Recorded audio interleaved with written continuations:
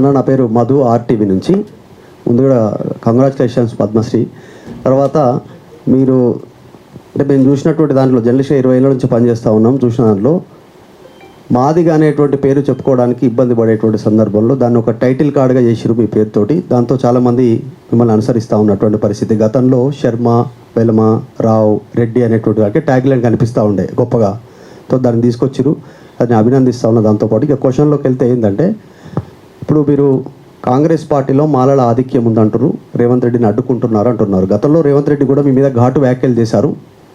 మందకృష్ణ మాదిగా నాకు చెప్పేటువంటి పరిస్థితి లేదు, ఆయన చెప్పుకోవాల్సిన పార్టీకి చెప్పుకోవాలి, నాకు చెప్పాల్సిన అవసరం లేదు. అసలు వర్గీకరణ ఉద్యమాన్ని మొదలుపెట్టిందే కాంగ్రెస్ పార్టీ అనేటువంటి స్టేట్మెంట్ కూడా రేవంత్ రెడ్డి చేస్తూ ఉన్నాడు. దీనికి మీ ఆన్సర్ ఏంటి? ఇంకొకటి, ఇట్లాంటి సిచ్యువేషన్లో మీరు ఏం చేయబోతా ఉన్నారు? 1,00,000 డప్పులు, 1000 గొంతులతో ఎలాంటి ఒత్తిడి తీసుకురానున్నారు ప్రభుత్వాలపైన, పార్టీలపైన? ఏం చేయబోతా ఉన్నారు? ఆయన వేసిన ప్రశ్నలోనే జవాబు కూడా ఉన్నది. ఇది ఆయన ముఖ్యమంత్రి కాకముందు ఆ మాట అన్నది గాంధీ భవన్ సందర్భంగా. ఆయన ముఖ్యమంత్రి కాకముందు గాంధీ భవన్లో నేను మాట్లాడినప్పుడు సరైన ఆన్సర్ రానప్పుడు నేను గట్టిగా అక్కడనే గాంధీ భవన్లో నిలదీస్తే ఆయన దాన్ని తట్టుకోలేక మాకు చెప్పేది ఏమున్నది, బీజేపీ నాయకత్వం చెప్పుకో అన్నాడు. ఆ తర్వాత నేను నరేంద్ర మోడీ గారిని తీసుకొచ్చాను, చెప్పుకున్నాంగా, క్లియర్ అయిపోయింది.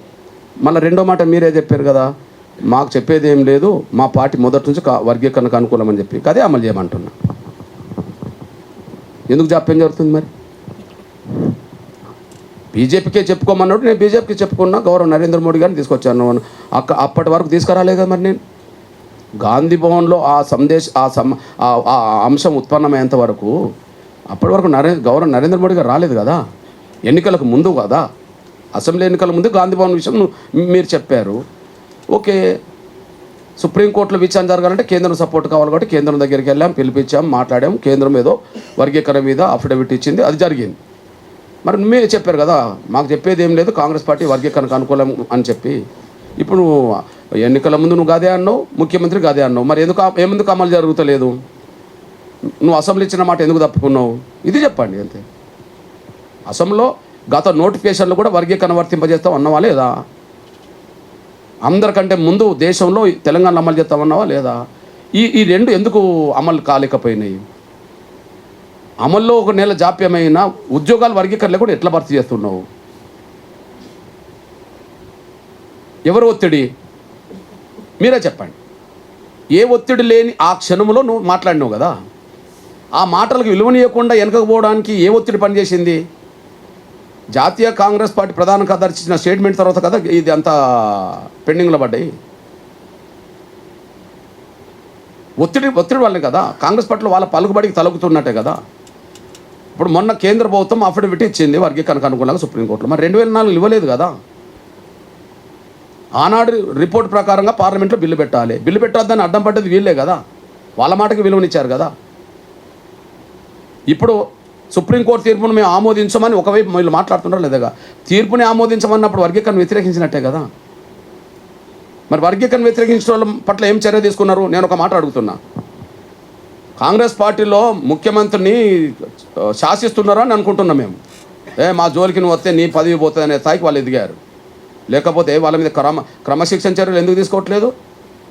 కేంద్ర మంత్రిగా పనిచేసిన సర్వే సత్యనారాయణ గారు ఏదో ఎవరి మీద ఒక మాట జారిందంట, ఎవరో ఒకరి మీద మాట జారిందంట. 48 గంటల్లోనే సస్పెండ్ చేశారు కదా ఆయనను. కాంగ్రెస్ పార్టీలో మాట పెరిగి ఒక మాట ఎవరి మీదనో జారిండని కేంద్ర మాజీ మంత్రి హోదాలో ఉన్న అతన్ని నువ్వు పార్టీని సస్పెండ్ చేశావు కదా. కాంగ్రెస్ పార్టీలో సీనియర్గా ఉండబడే మా బక్క జడ్సన్ ఏదో అన్నాడని చెప్పి వరంగల్ అతను ఆయనను సస్పెండ్ చేశారు కదా, మాదిగోళ్ళు ఇద్దరిని. ఒక ఆయన సీనియర్ కార్యకర్త నాయకుడు, ఒక ఆయన కేంద్ర మంత్రి హోదాలు పనిచేశారు. మరి వీరు వర్గీకరణ జరగనీయమని చెప్పి మాట్లాడుతున్న వాళ్ళు, సుప్రీంకోర్టు తీర్పును అమలు జరగనీయమని మేము వ్యతిరేకిస్తున్న మాట్లాడుతున్న వాళ్ళను ఎందుకు మీరు ఉపేక్షిస్తున్నారు సస్పెండ్ చేయక? కాంగ్రెస్ పార్టీ మేనిఫెస్టో పెడతారు మీరు. వర్గీకరణ జరగనీయమంటే మేనిఫెస్టోకి వ్యతిరేకం కాదా? జాతీయ పార్టీ అధ్యక్షుడు ఖర్గే గారు డిక్లరేషన్ చేస్తాడు.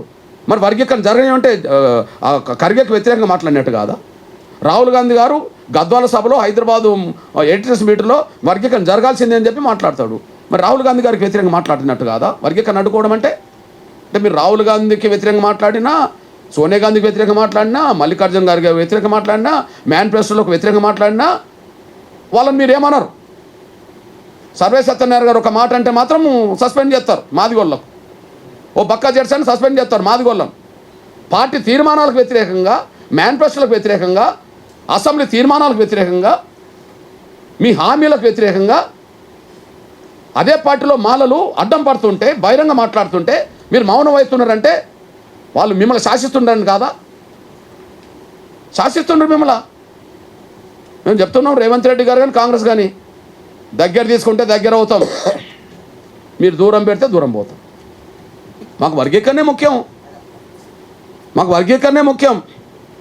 దగ్గర తీసుకుంటే దగ్గర అవుతాం మా మాదిగలు, మా మిగతా 57 కులాలు. దూరం కొడితే ఏం చేస్తారండి?